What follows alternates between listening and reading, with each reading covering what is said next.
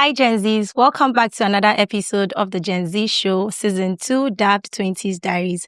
My name is Lakeisha, and I'm here with the one and only Kemi Keys. You know, say as Lakeisha, they do the fine girl vibes. Then you know, see me that they come from the streets. Grr. Over to you, Lakeisha.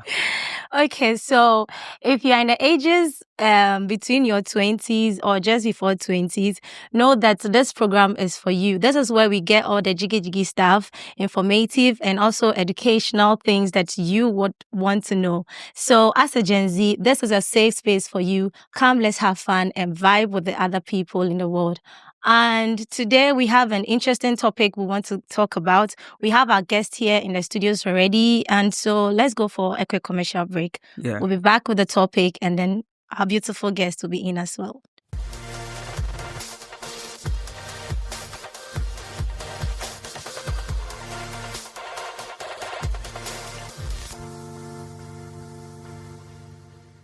Welcome back from the break. If you just tuned in, you are watching the Gen Z Show on Metro TV. So like Lakeisha said, we are going to delve into serious matters. You know, say, right now, all the Gen Zs, then showing the job, say, then they want to do doctor, nurse, right? Everybody turn body to entrepreneur. So we want to see how you go feel make money out of them. But before I introduce our guests, I want to ask them a general question. How would you describe your money relationship in one word? Your current money relationship in one word? So I'll start with you. You start with me? Yeah. Wow. Is it like a situationship? Is it a committed one? Is it like one night stand? Is it papa? Is it Nyamia Yebi? All right. So over to you. I'll say it's okay or it's comfortable. Yeah. It's comfortable. Wow, disappointing. Okay. I would say it's limited. Limited. Honestly, yes. Okay, so papa. Yes, like you want to do something, but then it's not as much as I want to use it for. Like, let's say I want to buy something. The money I have right now might not buy enough of what I want. Oh, okay. So in a day, how much will you spend? In a day, if I am living in the hostel or like I'm living alone, let's say breakfast would be, let's say 30 cedis, lunch should be, let's say 50 cedis. And then dinner, if I say I'm going to buy some kinky, that's like 20 cedis. So 100 cedis a day for food, then maybe water, drinks. So let's say 150 to 200 cedis should suffice for a day. Wow, so guys, you heard it, 150 to 200 cedis a day. I know, Kisha, take us through your days. Me and money situation there is like a situationship kind of thing. Today I'm very rich, I'm spending, the next minute I'm broke, I want to, I'm angry, I'm crying and all those things. So right now there's a situationship. Sometimes I'm happy, sometimes it's like Right. that. Okay, so then again, it takes us to the topics. What are the money moves in your 20s? So I would like our guests to actually mention their names or introduce themselves to you, and then we take it from there. So I know you, but you tell our guests and I don't know you know me. So my name is NL, your favorite virtual artist. I'm sure you've seen my videos online somewhere. Yeah. The guy that draws structural meets in Churchill. Obviously, where else? Yeah, so that's me. Anyways. And I'm Kuku Ampa, a computer science student, University of Ghana. Right. Hi, I'm Darling. I settle call. Don't question the darling. And I am a BSc psychology student in the University of Ghana. Right. So actually, they're going to the best school in Ghana. You can argue at home. So Kisha. What do you mean by that? Well, I can't, but that's the best school, Anyways, so there we have it. Okay, let's be normal. My boss said let's be normal. So yes, today we are talking about money moves in our 20s, how you invest your money, how you spend, what you use your money for. If you're the type that spend a lot, how do you make money and why are you spending a lot? If you don't spend a lot too, let us know why you're not spending a lot. But today we have some of this, should I say influencers? Well, they are, because I've seen the two of your videos, and I think is something that we would want to know. And obviously, Enel is an influencer. How is he making money from the art he's doing, and how is he investing it into other things? We want to know all of that today on the show. So, the first question I want to ask is, as an influencer, Kuku, are you Kuku, right? Yes, Kuku. Yes, Kuku and Darling.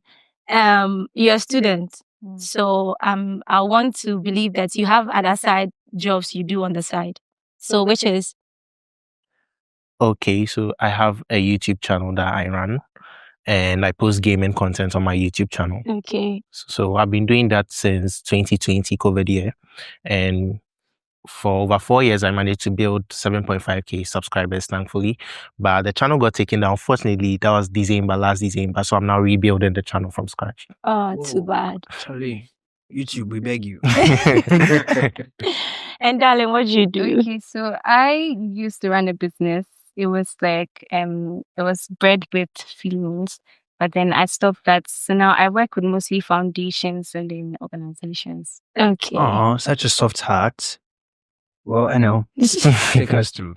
Well, I'm an artist, a full-time artist. I do commissions. I sell artworks. I do influencer jobs. She said I'm an influencer. Yeah, I do you are. influencer gigs. Basically, that's it. Right. Okay, so I have a question for you. I know everybody here might be in their mid-20s or early 20s or late 20s. What's that one money move that slapped you in your 20s? So just give them a second to think through that one money move that slapped you in your 20s. You're like, whoa. You see the way these Forex guys, when the trade goes down, then they're like dying on social media. What's that one money move that killed you? Well, for me, it's moving from where I used to stay to a different place, I'm in a new place now. So it's moving. It's moving to my new place. I have a new studio. You'll be seeing more videos from there lately. So, yeah, it's moving. That's really affected my pockets. And I'm like, Charlie, wow, this is how people are surviving out here. People, they try. They try. I think it's Right. But easy. before we move to our other guests, I want to find out from you. You know, being an artist in Ghana here is quite difficult because of the kind of stereotypes we have. Every parent or every African parent or Ghanaian parent is expecting their child to be that doctor, that architect. They are that white collar job they are anticipating you to be. And then you chose this part of what? Being a creative. How has it been for you? More in terms of generating income. What's the stream like? How do you monetize that artwork? How are you able to place value on that particular artwork? Because I think I watched something and I saw just a line, and then the person says he's selling for $1,000. And I'm like, one line. So what goes into pricing of your artwork? Well, many things go into making money as an artist. One major thing is your connection. It's at a point, it moves from skill to connections. So although the skill is needed, you need to make connections, go for events, go for meetings, collaborate with other people in various industries and not just the art space, just to create more connections. So it's these connections that will take your name into rooms that you may not have yet stepped in. So that's how you can get those that's how you can draw a simple line and you get $1 million. So basically that's it. And it hasn't been easy. Obviously, art is not easy in Ghana, and we are gradually accepting it. We are not there yet, but we are gradually understanding the whole concept of art and social media and unconventional ways of making money. Arts obviously is one of them. So we are gradually accepting that. And so it hasn't been difficult. It hasn't been easy. Sorry. It hasn't been easy. He begs you, guys. He begs you. Yeah, I beg. It hasn't been easy. But then you study the space Now there's social media. You position yourself well in a way that you attract the gigs, you attract the money, you attract the eyeballs that have the money, you attract the people that have the money. So it's all about positioning yourself well. And first of all, honing your skill to a level where if someone sees, they would want to look again. You get. Yeah. So first you have to master your skill and not just the art skill, also your personal branding, your communication skills, how you show up. All that comes together to help you get certain connects that you need to get that big gig. So yeah. Right. Now, Eno has made mention of a whole lot of things, personal branding, mastering your skill. But before we go much more deeper into that, I want to find out from Kuku. Eno made mention of social media. You have made mention that you had a YouTube channel. I know that you started spending YouTube money. Everybody is wanting to spend. But tell us what went into it. I know you took chance of it in COVID time. So what went into it? And now that they've dropped it, meaning I can feel like that pain where that money has slapped you. So how has it been like for you? Okay, so essentially back in 2020, we started it out of boredom and we are just live streaming our gameplay on FIFA. Then we later realized that it's actually an avenue for making money and we did some research on that. So we started with, I can see that there's like expensive microphones and an expensive setup here, but we started off very small, just a normal headset gameplay. And then going forward, we did more research, how to improve our set, how to improve our voice, and we kept it going for 4 years. So you need to invest with whatever craft that you have, you need to invest into it to ensure that you have a return of investment, because you can't just put bad content out there. As he said, you need to refine yourself and brand yourself. So put good content out there and then the views, the money or the contracts would come essentially. Right. So you, darling, as an entrepreneur, from that perspective, I realize these guys are social media guys, are taking social media money. Mark Zuckerberg and the rest are watching them.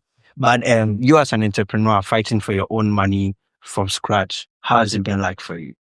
Well, I would say that it's not easy because then you need to understand people.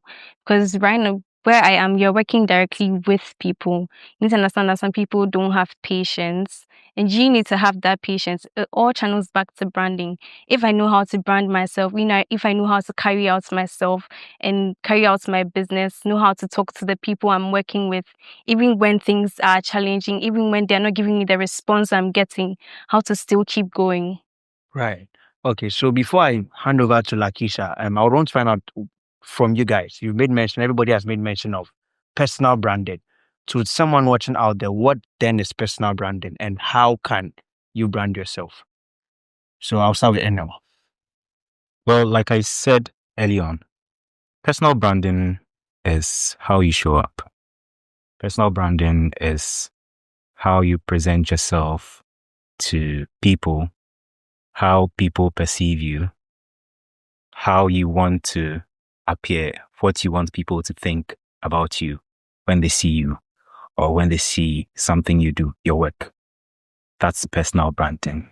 In your perspective. In my perspective. Right. So Kuku, what then is personal branding in your perspective? As a gamer, what then is personal branding? Okay, so it depends on the space or the environment that you find yourself in.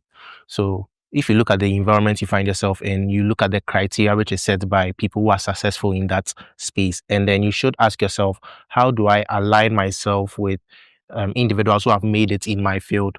And you also don't want to do this mistake of trying to copy everything from your predecessors. You need to stand out. So you evaluate what's worked for them, what didn't work for them. You try and make it suitable for yourself, because you need to be a genuine person. You need to be original to some extent. And then from there, you can have your personal brand. Right. And Kuku, to the young ladies watching you out there as an entrepreneur, what will you tell them as personal brand? Because I know our generation, personal branding is about. I realize there's this thing on Snapchat where if somebody wants to sell his work good, the last slide is something Yeah, like quote unquote, clickbait. like, yeah. So what then is personal branding from your perspective?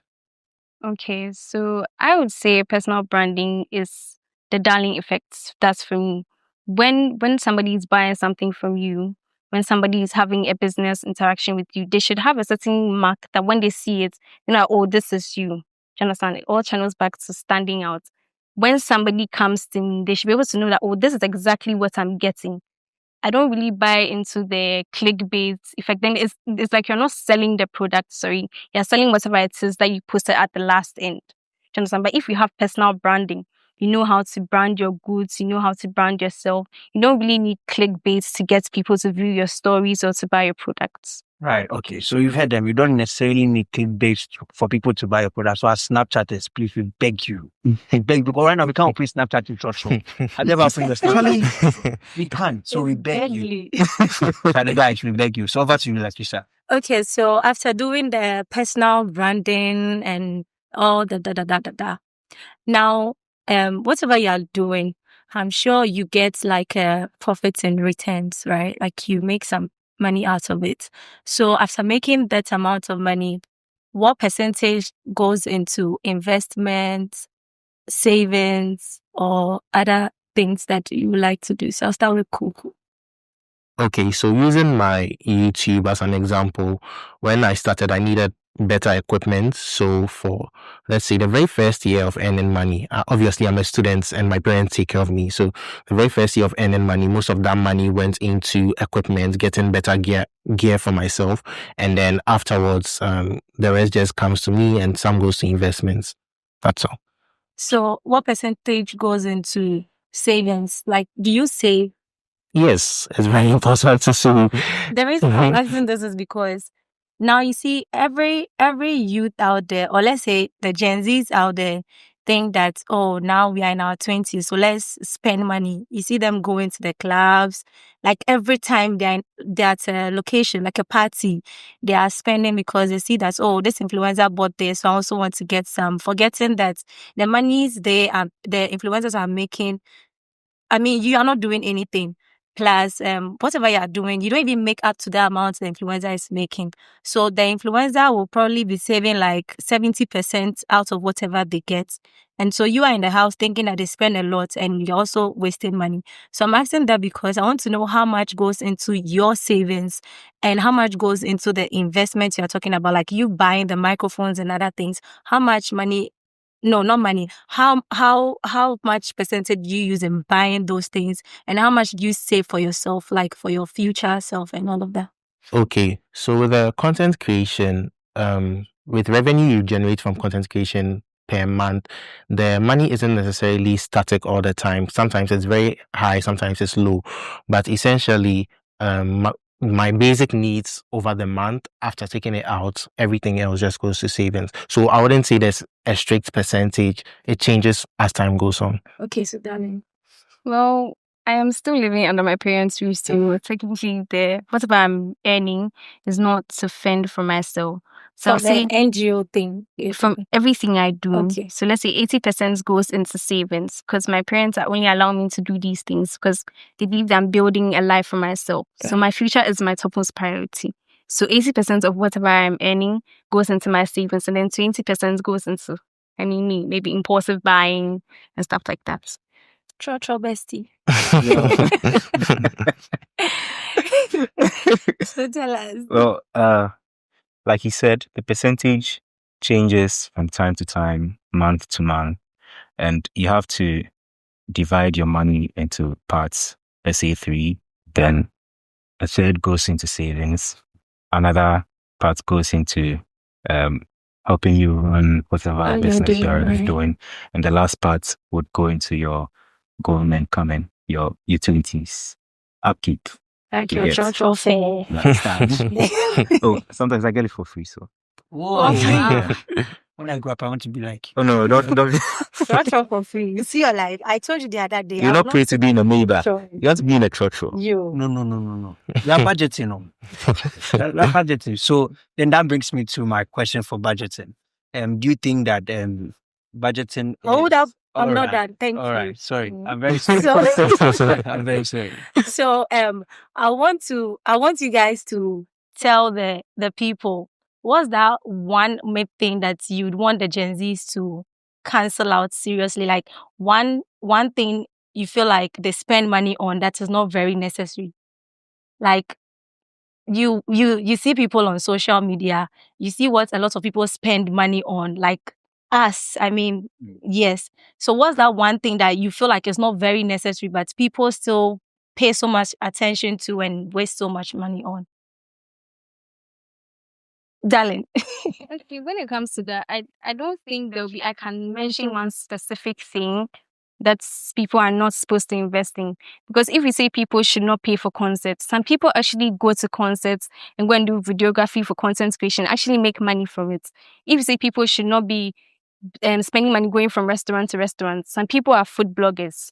It goes the same way. So I feel like when it comes to spending money, you should just look at yourself. What I am doing right now, what I'm about to spend on, is there any link between the two? What productive benefits am I getting from what I'm about to invest my money into or pay for?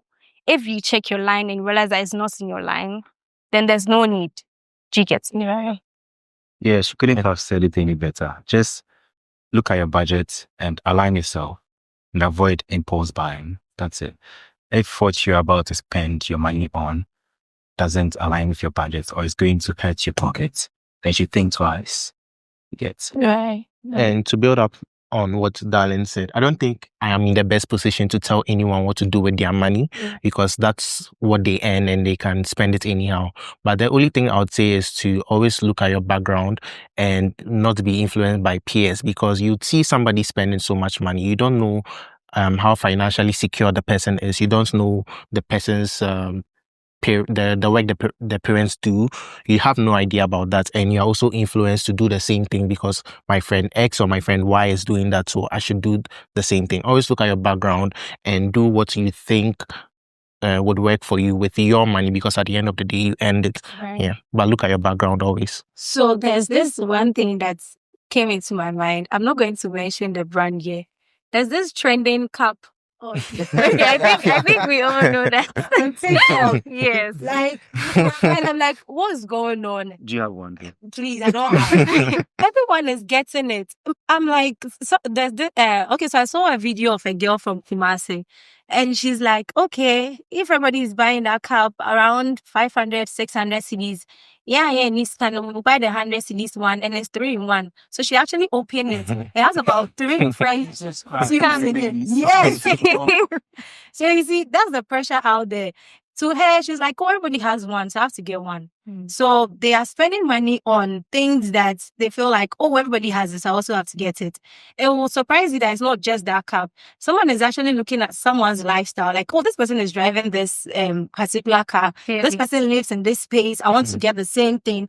But you're forgetting that the kind of money they are making is, I mean, a dose to share with you know, but they still want to be in the same position with them. Like, oh, this person is living in a very luxurious house, so I want to also go and rent the same thing and be in it. So that's what I was talking about. But anyways, I understand you. It is your money. Yeah. You do what you want to do with it.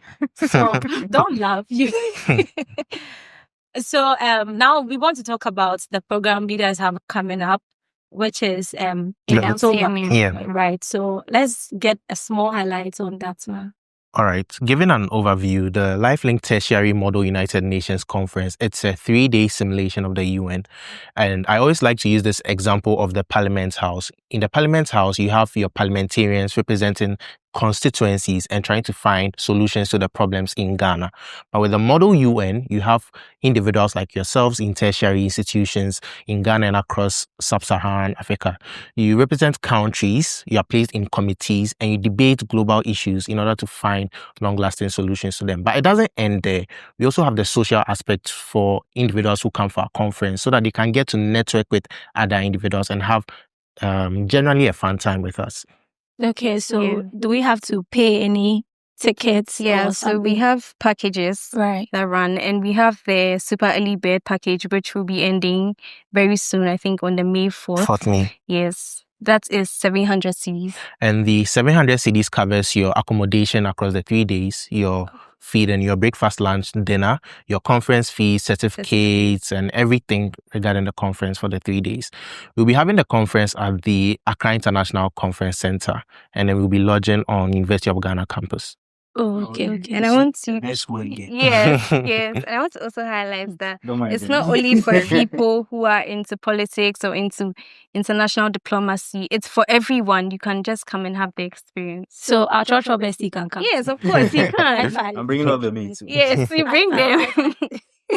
Bring them. Okay, so it's open to everyone. Yes. Everyone. We can come. Yes. The people out there. I mean, the kids who like to just sleep at home, use your phones the whole time till evening. I think this is a very nice opportunity for you to go and learn something new and also try and network with others too, because I mean, there will be different kind of people coming in, right? From different countries. Different countries. So just come and have fun. It's not always on your, using your phone and all of that. So Kemi, what do you have? So talking about your program, to somebody out there, okay, they said they're having a conference. How do I benefit from it? Right. What's the benefit I get out of it? And then let me just add my second question to you.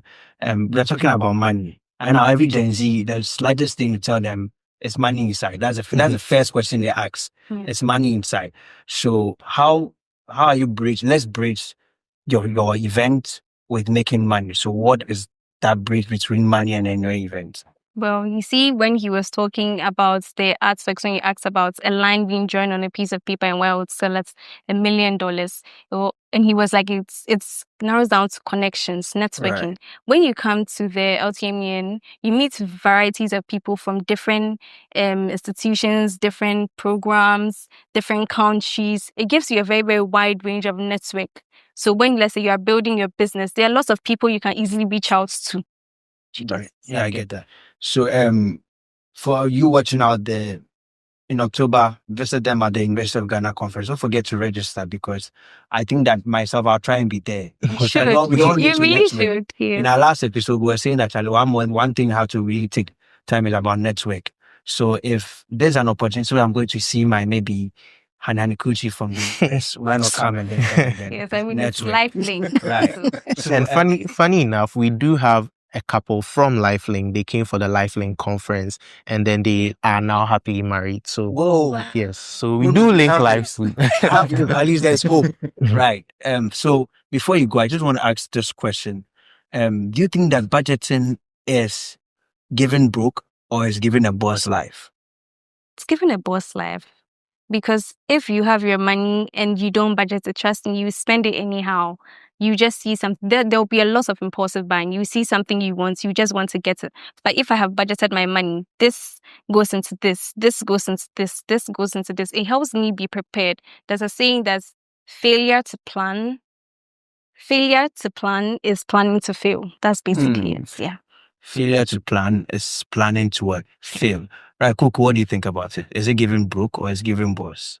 Same thing, same response. Budgeting is giving boss vibes because you need to take control of your life and your control of your finances. There are lots of people who got into higher positions in life, even footballers or popular people that didn't necessarily manage their funds well and are not in the best position now. So you need to budget, you need to plan your life, and it will give you an upper hand over others. Right, Enio, you're a creative. What's your word to the creatives regarding budgeting?